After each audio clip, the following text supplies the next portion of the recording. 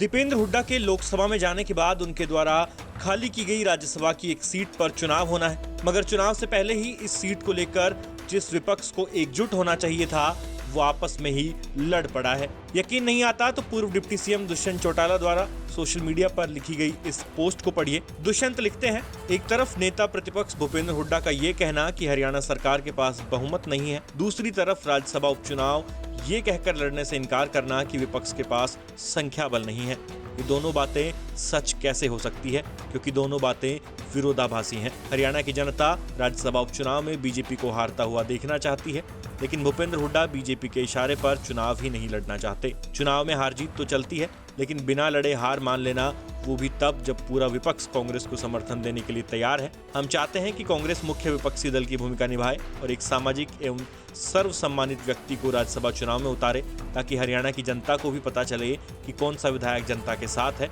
और कौन सा विधायक सरकार के साथ। हम फिर कहते हैं, अगर हरियाणा कांग्रेस सही मन से राज्यसभा उपचुनाव लड़ती है तो बीजेपी की हार इसमें निश्चित है। दुष्यंत चौटाला की ये पोस्ट तथ्यात्मक रूप से तो बिल्कुल सही है, क्योंकि नेता प्रतिपक्ष भूपेंद्र हुड्डा लगातार ये कहते आ रहे हैं कि भाजपा की सैनी सरकार अल्पमत में है, लेकिन जब बात राज्यसभा चुनाव में कैंडिडेट देने की आती है तो हुड्डा कह देते हैं कि कांग्रेस के पास उतने नंबर नहीं है कि वो अपना कैंडिडेट जिता सके। लेकिन दुष्यंत सवाल पूछ रहे हैं कि जब विपक्ष कांग्रेस द्वारा एक सामाजिक उम्मीदवार देने पर एकजुट होने को तैयार है, तो भूपेंद्र हुड्डा उम्मीदवार देने की पहल क्यों नहीं कर रहे। ऐसा नहीं है कि दुष्यंत ने राज्यसभा चुनाव को लेकर पहली बार हुड्डा पर निशाना साधा हो। इससे पहले भी दुष्यंत इसी तरह का बयान दे चुके हैं और उन्होंने तो यहां तक कह दिया था कि भूपेंद्र हुड्डा भाजपा से साठगांठ के चलते राज्यसभा के चुनाव में दिलचस्पी नहीं दिखा रहे, जिसके जवाब में हुड्डा ने कहा था कि कांग्रेस के अलावा दूसरे विपक्षी दल एकजुट होकर अपने विधायक ले आए और चाहे तो अपना उम्मीदवार भी दे सकते हैं।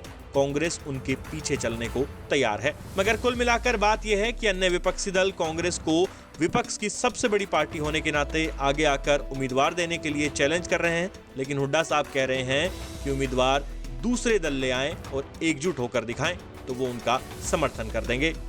अब इस पूरे खेल को एक लाइन में समझना हो तो ये कहा जा सकता है कि जिस विपक्ष को सत्ताधारी भाजपा से लड़ना चाहिए वो खुद में ही उलझा हुआ है और इनकी आपसी लड़ाई का फायदा उठाकर भाजपा ये राज्यसभा सीट अपने नाम कर ले तो किसी को कोई हैरानी नहीं होनी चाहिए। आपका राज्यसभा की सीट को लेकर चल रहे इस पूरे खेल पर क्या कहना है, हमें कमेंट करके जरूर बताएं।